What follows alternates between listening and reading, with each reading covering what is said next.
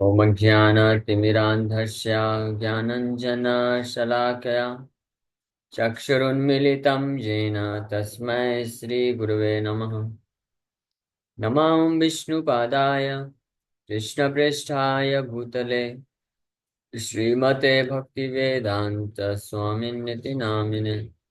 नमस्ते सारस्वते देवे गौरवाणी प्रचारिणे निर्विशेषा शून्यवादी पाश्चात्य देशतारिणे। नमो महावदन्याय कृष्णप्रेमप्रदायते कृष्णाय कृष्णचैतन्य नामने गौरतुसे नमः। जय श्री कृष्ण चैतन्य प्रभु नित्यानंद श्री अद्वैत गदाधर शिवासादि गौर भक्त वृंद। हरे कृष्णा कृष्णा कृष्णा हरे हरे, हरे राम राम राम हरे हरे।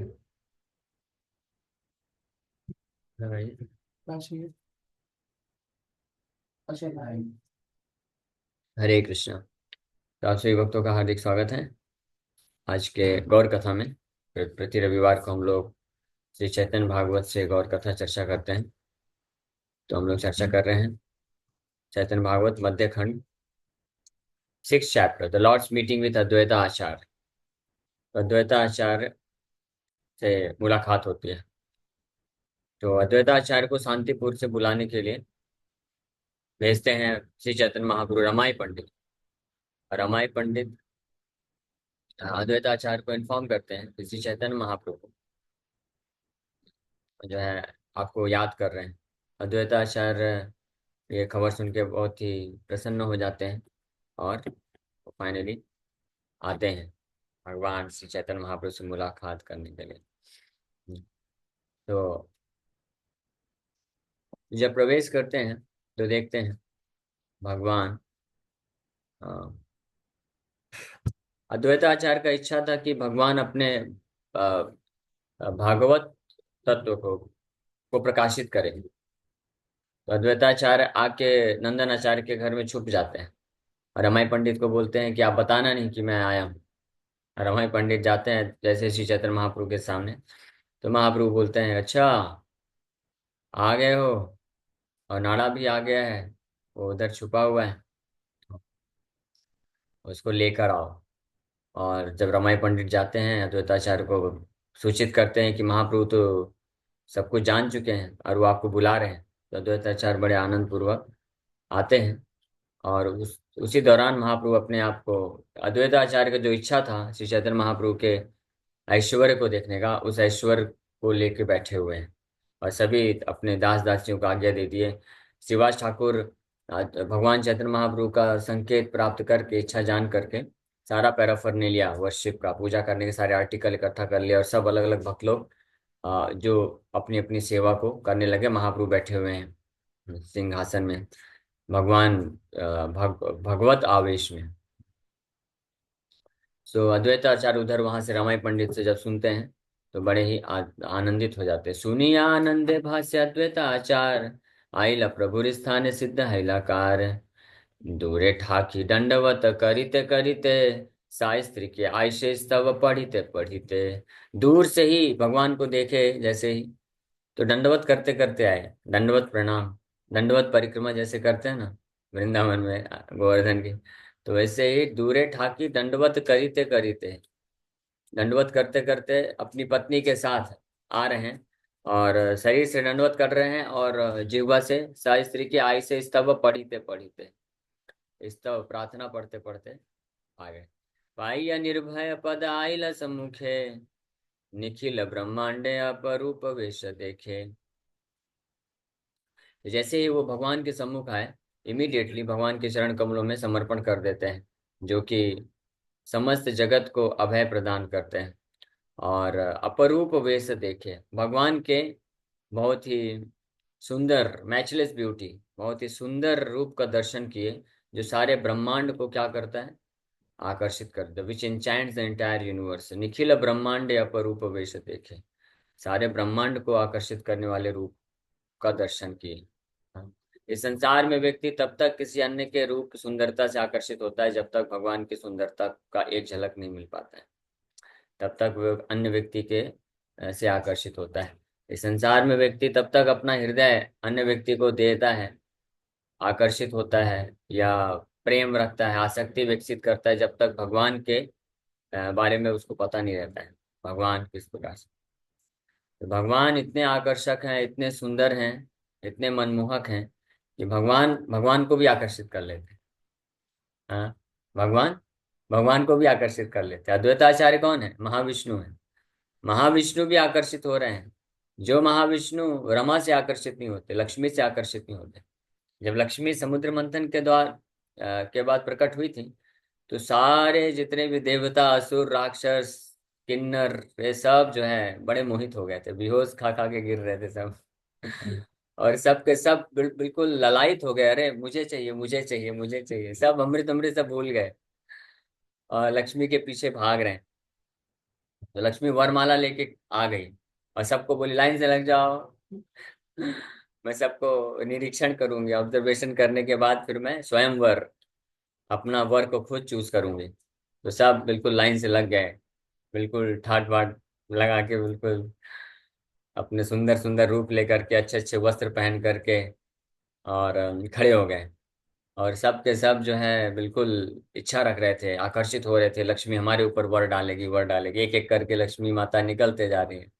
सब में कुछ न कुछ गुण मिल रहे हैं, किसी में दोष मिल रहे हैं, सब में, देवताओं से लेकर के असुर, किन्नर, राक्षस, गंधर्व, सारे सब में कुछ न कुछ अच्छे गुण हैं, कुछ न कुछ दोष हैं। ये प्राप्त हुआ। फाइनली भगवान विष्णु के पास जब गई, तो वो सर्वगुण संपन्न, वो बोलते हैं ना सर्वगुण संपन्न है। सर्वगुण संपन्न केवल भगवान है, बाकी सब कोई सर्वगुण संपन्न नहीं होता है इस संसार में। तो भगवान के पास गई तो भगवान देखी कि ये तो सर्वगुण संपन्न है, लेकिन भगवान विष्णु में भी उनको एक कमी दिख गई।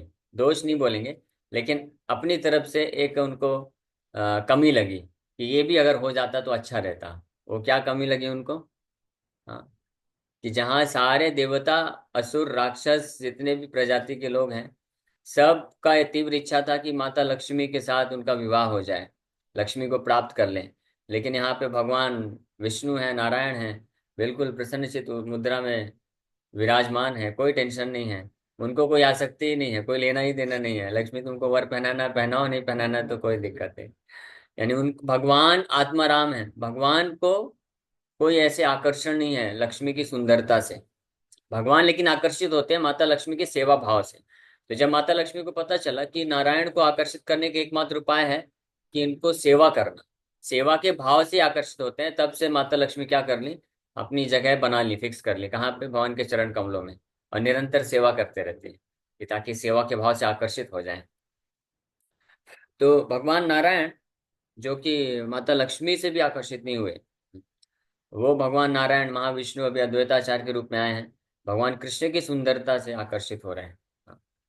तो भगवान का चैतन्य महाप्रभु के सुंदर अपरूप को देख करके जो है वो मोहित हो गए बिल्कुल, और दिव्य आनंद की अनुभूति कर रहे हैं और प्रार्थनाएं अर्पण करते जा रहे हैं। इसीलिए माता रुक्मणी अपने प्रार्थना में लिखती हैं, जब कृष्ण को लव लेटर लिखा था उन्होंने, पहला प्रेम पत्र किसके द्वारा लिखा गया? माता रुक्मणी के द्वारा कृष्ण को। वही वास्तविक प्रेम पत्र है, बाकी सब काम पत्र है, लस्ट लेटर है। Actual love letter is written by Mata Rukmini to Lord Krishna, Dwarkadhish को जो लिखा गया वही वास्तविक प्रेम पत्र है। तो उस प्रेम पत्र में माता रुक्मणी लिखती हैं कि जो भी स्त्री आपको छोड़ करके, आपकी सुंदरता से आकर्षित ना होकर के किसी अन्य पुरुष को अपने पति के रूप में प्राप्त करना चाहती है, तो वो कैसी है? वो अत्यंत मूर्ख स्त्री है, ऐसा वो बोलती हैं। उसको ज्ञान नहीं है, उसको उसको ये अनुभव ही नहीं है, उसको पता नहीं है कि वो, आप जो वास्तविक सुंदर पुरुष हैं, उनको छोड़ करके वो किसी डेड डेड मैटर पे, हाँ, मृत शरीर को अपना पति स्वीकार करने जा रही है, ऐसा माता रुक्मणी बोलती हैं। और इसलिए बोलती हैं कि ऐसी गलती तो मैं नहीं कर सकती हूँ। कोई भी स्त्री जिसने एक बार भी आपके बारे में श्रवण किया हो, आपके चरण कमल का आश्रय लिया हो, तो वो कभी भी किसी इस संसार में किसी अन्य व्यक्ति के प्रति आकर्षित नहीं हो सकते। तो ये न केवल स्त्री के लिए है, सबके लिए है। कोई भी, चाहे स्त्री हो, पुरुष हो, जीव जंतु हो, पशु पक्षी हो, कोई भी व्यक्ति है, अगर एक बार भी वास्तव में कृष्ण के चरण कमलों का रस प्राप्त हो जाएगा, कृष्ण की सुंदरता एक बार भी उसके हृदय में आ गई, प्रवेश कर गई, तो वो अन्य किसी के प्रति आकर्षित हो ही नहीं सकता है। और अन्य किसी के प्रति आकर्षित हो रहा है तो इसका मतलब वो मूर्ख नंबर 1 है। Simple definition. उसको इस ज्ञात नहीं, उसको मालूम नहीं है कि वास्तविक सुंदरता क्या है, व्हाट इज एक्चुअल ब्यूटी। इस बात से वो भ्रमित है, उसको मालूम नहीं। चलो रियलाइजेशन नहीं है, साक्षात्कार होने पे तो कोई व्यक्ति इस संसार में अन्य किसी वस्तु या व्यक्ति के प्रति आकर्षित हो ही नहीं सकता है। लेकिन अगर साक्षात्कार नहीं भी है, केवल किसी को ज्ञान भी होगा, थ्योरेटिकली भी पता होगा, तो भी वो अन्य इस संसार के हर व्यक्ति और वस्तु के प्रति जो आकर्षण उत्पन्न होता है हृदय में, उसको त्याग देगा इमीडिएटली। और वो केवल और केवल कृष्ण के प्रति आकर्षण को प्राप्त करने के लिए, आसक्ति को प्राप्त करने के लिए तत्पर होकर के कार्य करे, जिसके पास थोड़ा भी अगर दिव्य ज्ञान आ गया। केवल वही व्यक्ति कृष्ण को त्याग करके अन्य इस संसार के किसी वस्तु या व्यक्ति के प्रति आकर्षण को बनाए रख सकता है, जिसके पास लेस मात्र भी कृष्ण के बारे में ज्ञान नहीं है। हाँ, सरल भाषा में, one who is a foolish person, she will only get attached और attracted to somebody else in this material world.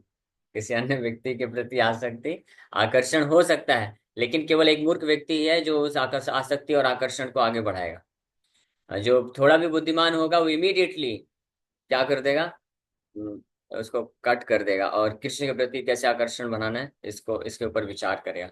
तो भगवान त्रिभुवन कमनम तमाल वर्णम रविकर गौरवराम्बरम दधाने।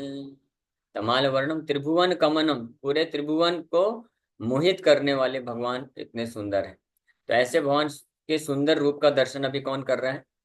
अद्वैताचार्य अपनी पत्नी सीता ठाकुरानी के साथ पहुंचे हैं और भगवान गौर चंद्र को चरणों में समर्पण कर दिए। जिनिया कंदर्प कोटि लावण्य सुंदर ज्योतिर्मय कनक सुंदर कलेवर। जिनिया कंदर्प कोटि, करोड़ों करोड़ों कंदर्प, करोड़ों करोड़ों काम देवताओं, काम देवता जो हैं, उनकी सुंदरता को भी हराने वाली सुंदरता भगवान गौरीचंद्र भगवान की है। ज्योतिर्मय कनक सुंदर कलेवर, his fulgent body resemble molten gold. उनका जो ज्योतिर्मय शरीर शरीर है, कलेवर सुंदर, कनक सुंदर है। हाँ, मोल्टेन गोल्ड, पिघलते हुए सोने की तरह तेज उत्पन्न होता है उनके शरीर से, ऐसी सुंदरता भगवान की है। प्रसन्न वदन कोटि चंद्रेर ठाकुर अद्वैतेरा प्रति ये न सदय प्रचुर। और his pleasing face defeated the beauty of millions of moons. उनका जो सुंदर प्रसन्न चित जो मुखमंडल है, वो करोड़ों करोड़ों चंद्रमा की सुंदरता को डिफीट कर रहा है। ही always bestowed mercy on Advaitacharya. Advaitacharya के प्रति बड़े ही सदय भाव से देख रहे हैं। दुई बाहु दिव्य कनकेर स्तंभ चिनी ताहि दिव्य आभरण रत्न निरखिछनि। हिज टू आर्म्स, दोनों बाहें जो हैं वो बहुत ही सुंदर दिव्य रत्न से सुसज्जित हैं। और एक पिलर की तरह मजबूत बाहें उनकी बड़ी सुंदर दिख रहे हैं। रिजेंबल टू गोल्डन पिलर्स, दो दो जो है स्वर्ण स्वर्ण के जो खंबे हैं उनके जैसे उनके बाहु, महाबाहु इसलिए बोला जाता है भगवान को। श्रीवत्स कौस्तुभ महामणि शोभे वक्षे मकर कुंडल वैजयंती माला देखे। श्रीवत्स कौस्तुभ, श्रीवत्स का हार पहने हुए हैं, कौस्तुभ मणि गले में धारण किए हुए हैं, कंठ में। महामणि शोभे वक्षे, वक्ष स्थल पे। और मकर कुंडल, मकर कुंडल कान से में लटक रहा है। वैजयंती माला धारण किए हुए हैं। कोटि महासूर्य चिनी तेज नाही अंत पाद पद्मे राम छत्र धराए अनंता। करोड़ों करोड़ों सूर्य के जो प्रकाश है, हाँ, उसको भी डिफीट करते हैं। करोड़ों करोड़ों सूर्य का प्रकाश एक साथ मिला दिया जाए, उनके शरीर से ऐसा सूर्य प्रकाश जो है निकल रहा है। हाँ। और गॉडेस ऑफ फॉर्च्यून माता लक्ष्मी उनके चरण कमलों में बैठ के उनका मसाज कर रहे हैं। भगवान अनंत उनके ऊपर छाता लेकर के खड़े हुए हैं। ऐसे भगवान के प्रति अगर आकर्षित कोई नहीं हुआ तो हे न दुर्मति, हे न दुर्भाग्यशाली जीव। हाँ, क्षार, उसको तो वृंदावन दास ठाकुर अन्यत्र लिखते हैं कि से ही जीव क्षार, क्षार मतलब फॉलन, वो इतना पतित व्यक्ति है। हाँ, जो ऐसे परम भगवान के प्रति आकर्षित अगर नहीं हो सकता है, जिनकी ऐसी सुंदरता, अद्भुत सुंदरता, न भगवान न केवल सुंदर हैं, भगवान तो बहुत सुंदर हैं, उनके गुण भी बहुत दिव्य हैं, और प्रेम भी है, वात्सल्य भी है, सब कुछ। इस संसार में कोई व्यक्ति बाहरी रूप से कई बार दिखता है सुंदर, लेकिन हृदय बड़ा क्रूर होता है। हाँ, और बातें कोई मीठा मीठा कर सकता है, लेकिन वास्तव में प्रेम नहीं है हृदय में। Every one is after lust, their own sense enjoyment. हर कोई केवल अपने अपने इंद्र तृप्ति के लिए यहाँ पे संसार में कार्यरत रहता है। और लोग जो है भ्रमित होकर के बाहरी सुंदरता से आकर्षित हो जाते हैं, लेकिन वास्तविक सुंदरता भगवान की है, बाहर से भी अंदर से भी, दोनों रूप में भगवान बहुत सुंदर है। और इस प्रकार से यहाँ पे कोटि महाशूर जिनि तेजे नहीं अंत, पाद पद्म रमा छत्र धराए अनंता, किब नख किब मणि न पारे चीनिते, त्रिभंगे बाजाए वंशी हासिते हासिते। तो अद्वैताचार्य का इच्छा था कि भगवान अपने भगवत स्वरूप का दर्शन कराएं, है ना। तो इस प्रकार का दर्शन जब देखे, किब नख किब मणि, जब चरण कमल को देख रहे हैं, तो जो भगवान के चरणों में जो नाखून है ना, तो देखने पे बड़ा कंफ्यूजन हो जा रहा है कि ये नाखून है या दिव्य मणि है। वही इतना सुंदर है। अगर कोई भगवान का वास्तविक दर्शन प्राप्त करेगा, हाँ, अब वो वास्तविक दर्शन प्राप्त करने के लिए ऐसे नहीं वैकुंठ जाना पड़ेगा, इसी जगत में रहते हुए वास्तविक दर्शन प्राप्त कर सकता है, लेकिन इन आंखों से नहीं। ये आंखें यूजलेस है, थर्ड क्लास है, वर्स्ट क्लास है। प्रेमाञ्जनाचुरित भक्ति विलोचनेन सन्तः सदैव हृदयेषु विलोकयन्ति, यं श्याम सुन्दरमचिन्त गुणस्वरूपं गोविन्दमादिपुरुषं तमहं भजामि। प्रेमांजना चुरिता, चुरित मतलब बिल्कुल प्रचुरित है, जिसका प्रेम अंजन, प्रेम जिसका हृदय प्रेम से भरा हुआ है कृष्ण के प्रति, वो भगवान यम श्याम सुंदरम अचिंत गुण स्वरूपम, भगवान श्याम सुंदर के अचिंत गुण स्वरूप रखने वाले भगवान श्याम सुंदर का दर्शन हृदय विलोक है, संता सदैव कंटिन्यूअस भगवान को अपने हृदय में दर्शन कर पाता है। इस प्रकार का जब भक्त कंटिन्यूअस भगवान को अपने हृदय में दर्शन कर पाता है, तो कभी कभी जब उसको इस भौतिक संसार के कुछ इंद्र तृप्ति वाले विचार उत्पन्न होते हैं, तो बहुत घृणित हो जाता है। उसको लगता है what third class worst class thought has come in my mind, ये ऐसा थर्ड क्लास वर्स्ट क्लास इतना घटिया चीज कैसे आ गई। जैसे मान लीजिए आप कोई व्यक्ति कोई बहुत अच्छा अच्छा पकवान खा रहा है, और अचानक से उसके अच्छे अच्छे पकवान में कुछ कंकड़ आ जाए या कुछ गंदी वस्तु आ जाए, तो उसको कितना घृणा हो जाएगा ना, ओ क्या चीज आ गया, इतना अच्छा मैं खा रहा था, सुंदर सुंदर चीज, और ये अचानक से थर्ड क्लास चीज कैसे आ गई सामने। हाँ, तो उसको ऐसा अनुभूति होगी। तो उसी प्रकार से जो प्रेमांजन चूरित भक्ति विलोचने न संत सदैव हृदयेश विलोकयंती, जो निरंतर कृष्ण के प्रति प्रेम होने के कारण कृष्ण के दिव्य ट्रांसेंडेंटल जो बॉडी है, उनका जो दिव्य स्वरूप है, उसको हृदय में दर्शन करता है। तो जब कभी कभी क्योंकि भौतिक जगत में है, तो भौतिक जगत में कभी जब कोई सेंस ग्रेटिफिकेशन में लगा था, तो उसके विचार अगर आते हैं, तो उसको कैसा फील होता है, इसका वर्णन यामुनाचार्य कर रहे हैं। क्योंकि यामुनाचार्य पहले एक राजा थे, तो राजा थे तो उनकी बहुत सारी पत्नियां थी, रानियां थी, और बहुत भोग ऐश्वर्य सब कुछ था। तो उस प्रकार की इंद्र तृप्ति में वो लगे थे। लेकिन बाद में शुद्ध वैष्णव का आश्रय लेने के बाद, जब वो कृष्ण के शुद्ध भक्त बने, तो कृष्ण के चरण कमलों का हमेशा सतत निरंतर स्मरण करने से जो दिव्य आनंद मिलता था, रस मिलता था, तो कभी कभी जब वापस अपने इतिहास का कभी स्मरण आ जाता था, तो उनको कैसा फील होता था वो बता रहे हैं। यदवधि मम चेत कृष्ण पदार विंदे, नव नव रस धाम्योद्यतम रंतुमासी, तदवधि बत नारी संगम स्मर्यमाने, भवति मुख्य विकार सुष्टु निष्ठीवनम च। बोल रहे हैं यदवधि मम चेत कृष्ण पदार विंदे, जब जब से मैंने भगवान कृष्ण के चरण कमल का मेरा चित्त लग गया है, तो नव नव रस धाम उद्यतुम रंतुम आसीत, वहां से नया नया रस प्राप्त हो रहा है। तो जब नया नया रस प्राप्त हो रहा है, तो मैं एक आनंद के सागर में डूबता जाता हूँ, डूबता जाता हूँ। लेकिन कभी कभी जब ऐसा होता है कि पूर्व जो इंद्र तृप्ति के कार्य हैं वो स्मरण में आते हैं, तद अवधि उस वक्त अगर बत नारी संग में, कि स्त्री के साथ कैसे मैंने संभोग किया था, वो जब स्मरण में आता है, तो मेरा मुख जो है पूरी तरह से विकृत हो जाता है, और मैं ऐसे विचार के ऊपर थूक देता हूँ। इतना बेकार लगता है मुझे कि इतना अच्छा दिव्य कृष्ण का रस का आस्वादन कर रहा था, ये इतना घटिया चीज कैसे आ गया। हाँ, सो ये रिजल्ट है।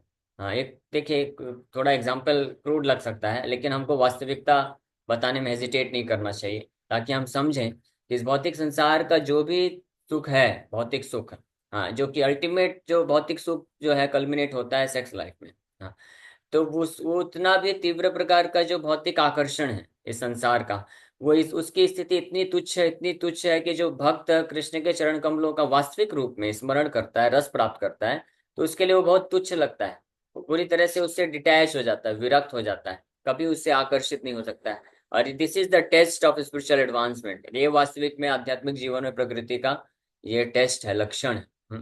The more one is advanced in spiritual consciousness, the more he is completely detached from material sense places. ये टेस्ट है कि कोई व्यक्ति, कोई भक्त कितना आध्यात्मिक प्रगति कर रहा है, उतनी मात्रा में उसको भौतिक जगत के प्रति जो अ, जो सुख है उसके प्रति डिटेस्ट हो जाना चाहिए, डिस्टेस्ट आ जाना चाहिए, या विरक्ति आ जाना चाहिए, उसको तुच्छ लगना चाहिए।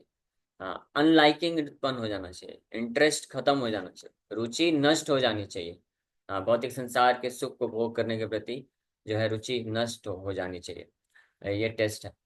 तो लेकिन ये कोई इसमें डरने वाली बात नहीं है। कई बार कुछ लोग डर जाते हैं, कह रहे हैं हम भक्ति में ज्यादा आगे बढ़ेंगे तो हमारा भौतिक संसार से जो सुख प्राप्त करने की इच्छा है वो नष्ट हो जाएगी, फिर बड़ा अजीब सा लगेगा। नहीं नहीं, बहुत अच्छा लगेगा। वो वास्तव में भौतिक संसार के प्रति ये जो भौतिक तुच्छ सुख है ना, इसके प्रति जब विरक्ति मिलेगी ना, तो आपको अद्भुत शांति की प्राप्ति होगी। सबसे पहली बात, एक अद्भुत शांति को प्राप्त करेंगे।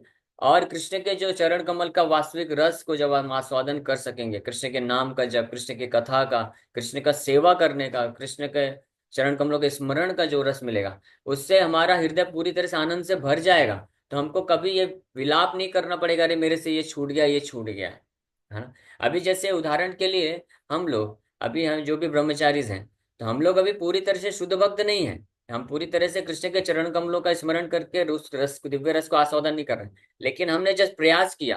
तो प्रयास करने मात्र से भौतिक संसार के ये जो वासनाएं हैं, ये भौतिक तुच्छ सुख है, उससे दूर रहने से मन एक तरफ से बिल्कुल, मन और बुद्धि बिल्कुल शांत है, और एक अलग पवित्रता महसूस होती है। और उसके बल पे भक्ति में प्रगति करने का उत्साह एक अलग मिलता है, डिटर्मिनेशन, दृढ़ निश्चय जिसको बोलते हैं, वो एक डेवलप होता है। तो हमको कोई विलाप नहीं होता। आज तक हमें जो भी, आप कोई भी पूछ सकते हैं, कोई भी भक्त है, चाहे ब्रह्मचारी और गृहस्थ दोनों के लिए है, लेकिन स्पेसिफिकली ब्रह्मचारी सन्यासी जो वास्तव में सिंसियरली, गंभीरता पूर्वक कृष्ण भक्ति को स्वीकार किए हैं, आप कभी नहीं पाएंगे कि उनको पश्चाताप हो रहा है, ओ मैंने क्या कर दिया, मेरा जवानी पूरा चला गया, अभी मैंने 20 साल ऐसे ही निकाल दिए, इससे अच्छा मैं विवाह कर लिया होता तो इतना अच्छा रहता, स्त्री सुख मिलता, बच्चों का सुख मिलता, परिवार का सुख मिलता, गाड़ी होता, बंगला होता। ऐसा कोई विलाप नहीं करता है। हाँ, अगर विलाप कर रहा है ऐसा कोई, तो इसका मतलब उसने वास्तविक रूप में समर्पण किया नहीं। लेकिन अगर वास्तविक रूप में कोई समर्पण करना तो दूर की बात है, समर्पण करने का बस प्रयास करता है सिंसियरली, गंभीरता से होकर के, भले हृदय पूरी तरह से शुद्ध भी नहीं हुआ है, फिर भी वो बहुत अद्भुत आनंद में रहता है। और उसको हृदय में महसूस होता है कि वेरी नाइस डिसीजन, बहुत अच्छा डिसीजन लिया मैंने, इस संसार में न फंस करके बहुत अच्छा निर्णय लिया मैंने। मैं एक तो बच गया, वो तो अच्छी बात है, लेकिन साथ ही साथ में एक अच्छे दिव्य स्तर पे रह करके भगवान का निरंतर सेवा कर सकते हैं। और इस स्टेज को न केवल ब्रह्मचारी, गृहस्थ भक्त भी प्राप्त कर सकता है। एक गृहस्थ भक्त भी प्राप्त कर सकता है, अगर वो भी एक उसका जीवनचर्या भी किसी ब्रह्मचारी के जैसा हो तो। हाँ, मतलब ब्रह्मचारी मतलब ब्रह्मचर्यते इति ब्रह्मचारी, दैट्स ऑल। ब्रह्मचारी बस ड्रेस से नहीं होता है। ब्रह्मचारी का मतलब ये नहीं होता है कि जो विवाह नहीं किया है। अगर कोई विवाहित है, लेकिन अगर वो, उसके चेतना में कंटिन्यूअस कृष्ण का ही सेवा, कृष्ण का स्मरण चल रहा है, तो वो भी ब्रह्मचारी। हाँ, तो उसको भी ब्रह्मचारी बोला था। ब्रह्मचारी मतलब ब्रह्म, ब्रह्मचर्य इति ब्रह्मचारी। जो ब्रह्म मतलब कृष्ण, सुप्रीम ब्रह्मन है, परम ब्रह्म है कृष्ण, तो जो कृष्ण के, कृष्ण में ही रमता है, जो कृष्ण के लिए ही कार्य करता है, कृष्ण का ही स्मरण करता है, भौतिक संसार में रहते हुए वो कमल की तरह होता है। कीचड़ में रहते हुए भी कीचड़ से प्रभावित नहीं होता है। तो इस तरह से, हालांकि कोई गृहस्थ भक्त है जो वास्तविक रूप में शुद्ध भक्ति मार्ग में लगा हुआ है, तो भौतिक संसार में रहते हुए भी, भौतिक कार्यों को करते हुए भी फैमिली के साथ रह सकता है। लेकिन अगर उसके चेतना में है 24 आवर्स कि मुझे कृष्ण के लिए करना, कृष्ण भक्ति में आगे बढ़ना है, तो he is also as good as a brahmachari. हाँ, और वो भी परफेक्ट तरीके से उसी स्टेज को प्राप्त कर सकता है जो कोई जो पूरी तरह से विरक्त ब्रह्मचारी या सन्यासी होता है। तो ये इतना अद्भुत है भगवान कृष्ण का जो दिव्य रस है। हाँ। हाँ।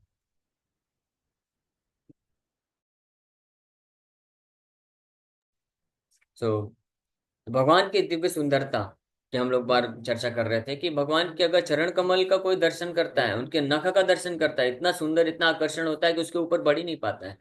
एक वैष्णव आचार्य हुए, हाँ, वेदांत देशिका। उन्होंने भगवान जब रंगनाथ का दर्शन किए चरण कमलों का, तो उनका भी दर्शन नहीं, उनके पादुका का दर्शन किए। चरण पादुका का दर्शन करने में उनको इतना दिव्य आनंद मिल रहा था, इतना सुंदर लग रहा था कि उसका गुणगान करते करते जो है समय हो गया कि भगवान का अल्टर बंद हो गया। वो बेचारे दर्शन ही आगे ही नहीं बढ़ पाए। और दर्शन करते करते चरण पादुका का घंटों घंटों दर्शन करने के पश्चात, और उन्होंने उस चरण पादुका के गुणगान में 1000 श्लोक लिख दिए, है ना। उसका नाम भी है सहस्त्र श्लोक करके है चरण पादुका के गुणगान में। सोचिए, 1000 श्लोक लिख दिए किसके?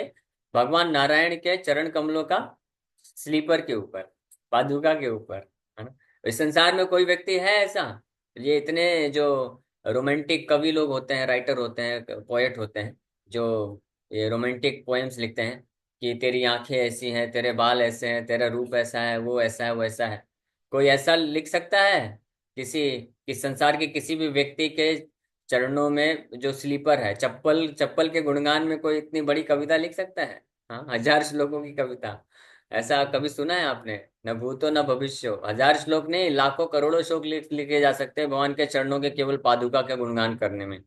तो 1000 श्लोक लिख डाले ऑन द स्पॉट, दर्शन करते करते। सोचिए, फिर भगवान के चरण पादुका से जब चरण कमल में जाएंगे तो उनके नख का दर्शन करेंगे, तो उसके कितने श्लोक लिख सकते हैं? कंदर्प कोटि जीनिया। जैसे भगवान के दिव्य स्वरूप है, ये तो रूप हुआ। ऐसे पूरे फिर शरीर का दर्शन करके ऐसे कोई करेगा तो पूरा समय, अनंत काल तक भी, अनंत शेष भी वर्णन नहीं कर सकते हैं। फिर भगवान के अगर उन दिव्य गुण हैं, कुछ बहुत सारे दिव्य गुण हैं, उसमें से एकाध गुण को भी अगर उस स्वरूप की सुंदरता के साथ मिला दिया जाए तो उसका जो कॉम्बिनेशन बनेगा, उसका गुणगान फिर कौन कर सकता है? और ऐसे अनंत गुण हैं। फिर भगवान के दिव्य लीलाएं हैं, तो आप सोच भी नहीं सकते, इमेजिन भी नहीं सकते कि भगवान का नाम रूप गुण और लीला ये इतना असीमित है, इसमें इतना दिव्य आनंद, दिव्य रस है कि कोई भी वह भक्त अगर इससे आकर्षित हो गया तो उसका जीवन जो है धन्य हो जाएगा, सफल हो जाएगा। वो पूरी तरह से भवबंधन से छुटकारा प्राप्त कर कृष्ण के प्रति पूर्ण प्रेम को प्राप्त कर सकता है। कीबा न का कीबा मणि, कि नाखून है कि ये मणि है, दिव्य मणि है। न पारे चीनिते, पहचान में नहीं आ रहा है। त्रिभंगे बजाय वंशी हासिते हासिते। और अद्वैताचार्य दर्शन किए कि त्रिभंग मूर्ति धारण करके भगवान, गौर सुंदर भगवान क्या बजा रहे हैं? वंशी बजा रहे हैं हंसते हंसते। He smiled as he played a flute. किबा प्रभु किबा गण किबा अलंकार, ज्योतिर्मय बाई किछु ही देखे यार। Advaita saw the lord his associates his ornaments as full of effulgence. न केवल भगवान को तो इस अद्भुत स्वरूप में देखे ही, साथ ही साथ उनके सारे पार्षद लोगों को भी बड़े दिव्य रूप में देखे, दर्शन किए। और भगवान का जितने भी ऑर्नामेंट्स, आभूषण, वो भी बहुत सुंदर दिख रहा है। भगवान के आभूषण अपने आप में बहुत सुंदर हैं, लेकिन जब भगवान उसको धारण कर लेते हैं तो उन आभूषणों की सुंदरता और बढ़ जाती है। आभूषण धारण करने से भगवान की सुंदरता बढ़ती है ऐसा नहीं है, आभूषण की सुंदरता बढ़ जाती है। देखने वाले को कंफ्यूजन हो जाता है कि ये आभूषण ने भगवान को पहना है या भगवान ने आभूषण को पहना है। इस संसार में व्यक्ति सुंदर बनने के लिए आभूषण पहनता है, लेकिन जब भगवान आभूषण पहनते हैं तो ऐसा लगता है कि आभूषण ने भगवान को पहन रखा है, इससे आभूषण और सुंदर दिख रहा है। हाँ, तो इसलिए कंफ्यूजन हो जाता है कि आभूषण कौन है, भगवान व्यक्ति कौन है। व्यक्ति को आभूषण समझते हैं, आभूषण को व्यक्ति समझता है, समझने का भूल हो जाता है। आभूषण के भी आभूषण है, ज्यूल ऑफ द ज्यूल्स। जैसे अद्भुत दिव्य स्वरूप का दर्शन अद्वैताचार्य कर रहे हैं। हाँ, आप ऐसे कितने भक्त हैं जो इस प्रकार के दिव्य स्वरूप का दर्शन आप भी करना चाहते हैं जैसे अद्वैताचार्य प्रभु ने किया? यस, हाथ ऊपर करिए, किनको किनको इच्छा है। हरे कृष्णा। बस दो चार भक्तों का ही, बाकी लोग को क्या माया का दर्शन करने का इच्छा है क्या? हरे कृष्णा प्रभु जी, मुझे भी चाहिए। है ना, हरे इच्छा, कृष्णा, ओके। दर्शन करना है। वेरी नाइस, ये लालसा होनी चाहिए, इसी को बोलते हैं शुद्ध नाम जप करने की स्थिति को वो भक्त प्राप्त कर सकते हैं जिनके हृदय में ये लालसा रहती है कि भगवान के दिव्य स्वरूप का मैं साक्षात्कार प्राप्त करना चाहता हूँ, भगवान के दिव्य गुणों का साक्षात्कार प्राप्त करना है, भगवान के दिव्य लीलाओं का साक्षात्कार प्राप्त करना है, दर्शन प्राप्त करना है। ये जब लालसा होगी तो इस भौतिक संसार के जो तथाकथित सो कॉल्ड जो लोग हैं, वस्तुएं हैं, उनके नाम रूप गुण लीलाओं के प्रति आकर्षण अपने आप खत्म हो जाएगा और हम भगवान के प्रति पूर्ण रूप से आकर्षित हो सकते हैं। ओके, तो अभी समय हो गया है, यहीं पे विराम करेंगे। Thank you very much. Hare Krishna.